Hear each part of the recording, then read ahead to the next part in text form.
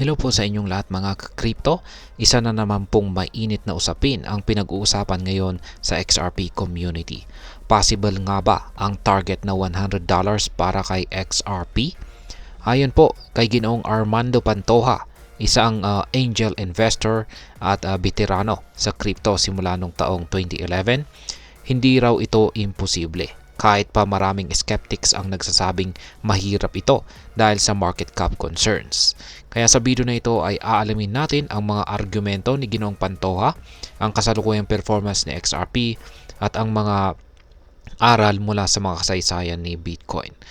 At ayan, bago po tayo magpatuloy ay nais ko lamang po munang bigyang linaw ang aking disclaimer kung saan ang nilalaman po ng video na ito ay hindi po ito isang financial advice. For education and information purposes lamang po ang layunin nito. Ngayon ay ano nga ba ang sinasabi ng mga skeptics tungkol sa $100 na price target para kay XRP?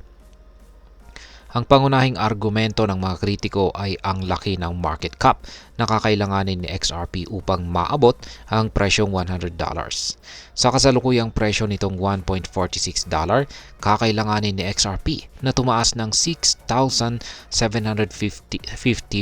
upang maabot ang target na ito. Sa presyong $100, ang market cap nito ay aabot po sa $5.7 trillion.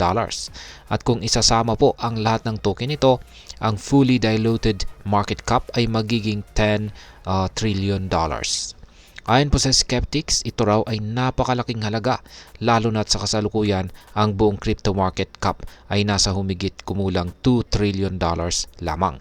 Kaya't sinasabi nilang hindi raw ito realistic. Ngayon, ano naman ang argumento ni Ginoong Armando Pantoja rito? Ayon po kay Ginoong Armando Pantoja ay ang pagsukat po sa potensyal ng XRP gamit lamang ang kasalukuyang market cap ay isang limitadong pananaw. Gumamit siya ng analogy na maihahalin tulad sa mga taong nagsabi noong mga taong 1990s na hindi magiging malaki ang internet dahil kakaunti lamang ang may personal computers noon. Yan, ang sabi niya ay people adopt things change. Yan, people adopt, things change, and the world adapts. Yan. Ulitin ko, people adapts, things change, and the world adapts. Yan po ang aktual na sinabi ni Ginoong Pantoja. Ibig sabihin, ang technology ay may kakayahang mag-evolve at ang adoption ay pwedeng lumago sa paraang hindi natin inaasahan. Dagdag pa niya, ang crypto tulad ng internet ay isang disruptive technology. Hindi raw impossible na magkaroon ng mass adoption si XRP at maging ang iba pang mga cryptocurrencies, lalo na kung ang paggamit nito ay magiging integral sa mga financial systems. Ngayon ay paano po naging inspirasyon itong si Bitcoin? Ang kasaysayan naman po kasi ni Bitcoin ay madalas gamitin ng XRP supporters bilang halimbawa kung bakit hindi dapat isara ang posibilidad na $100 na price target. Noong taong 2010, si Bitcoin ay nagkakahalaga lamang ng 0.04865. Maraming nagsabi noon na hindi ito aabot sa presyong $10,000. Pero ngayon, nasa halos $98,000 na ito. Ang sinasabi ng XRP enthusiasts ay pareho ring pwedeng mangyari kay XRP. Mga taong dati nagduda kay Bitcoin, ngunit ngayon ito ang nangungunang cryptocurrency. Kung nagawa ito ni Bitcoin, bakit hindi ito magawa ni XRP? Ano nga ba ang realidad sa $100 na price target? Bagamat optimistic po itong si Ginoong Pantoja, sinabi rin niya na ang $100 target para kay XRP ay maaaring hindi pa mangyari agad-agad. Ang mga disruptive na teknolohiya tulad po ng blockchain ay nangangailangan ng oras upang maabot nito ang full potential, ang kanyang full potential. Ayon kay Ginoong Pantoja, ang peak price ng XRP sa kasalukuyang bull market ay maaaring nasa $8 hanggang $20 lamang. Ang mass adoption, regulatory clarity at real-world use cases ang mga pangunahing bagay na siyang magtutulak kay XRP patungo sa presyong $100. Sa ngayon, ito po ang pangmatagalang target at hindi po ito short term. Ngayon ay ano naman po ang maaaring maging epekto nito para sa atin bilang mga Pinoy crypto trader o investors, lalong-lalo na dito kay XRP. Mahalaga pong pag-isipan kung paano po natin titingnan si XRP bilang bahagi ng ating portfolio. Una ay ang long-term opportunity. Ang posibilidad po ni XRP na maabot ang $100 ay nakadepende po sa maraming mga bagay. Kung isa ka pang long-term investor, ang pag-hold kay XRP ay maaring maging isang magandang desisyon, lalo na kung naniniwala ka sa teknolohiya at potensyal nito.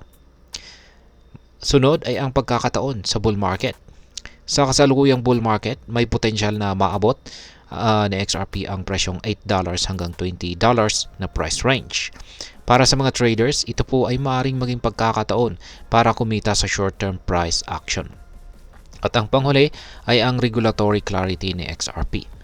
Ang decision po sa Ripple versus SEC case ay isang mahalagang aspeto. Kung magiging paborable ito para kay Ripple, tiyak na magtatas ito ng kumpiyansa kay XRP pati na rin sa crypto markets dito, hindi lamang po sa ibang bansa kundi maging dito sa Pilipinas. Ngayon ay ano naman po ang aking masasabi tungkol dito. Ang $100 na presyo para kay XRP ay isang napaka-ambisyosong price target. Pero hindi po imposible. Ang kasaysayan po kasi ni Bitcoin at ang mabilis na pag-usbong ng teknolohiya ay nagpapakita sa atin na walang imposible sa mundo ng crypto. Ngunit bilang isang investor, kailangan nating maging realistic at mag-focus po sa tamang research bago mag-invest. Hindi po sapat ang hype. Dapat ay may malinaw na dahilan kung bakit natin pinipili ang isang cryptocurrency. Tandaan din na ang crypto market ay volatile, kaya't mahalagang mag-invest lamang ng pera na kaya nating mawala. Sa XRP ay may napakalaking potensyal, pero mahalaga ang tamang diskarte at maingat na pag-aaral. Posible bang maabot nito ang $100? Ang sagot ay depende po sa adoption, teknolohiya at mga susunod na hakbang sa crypto industry. Ano sa tingin mo?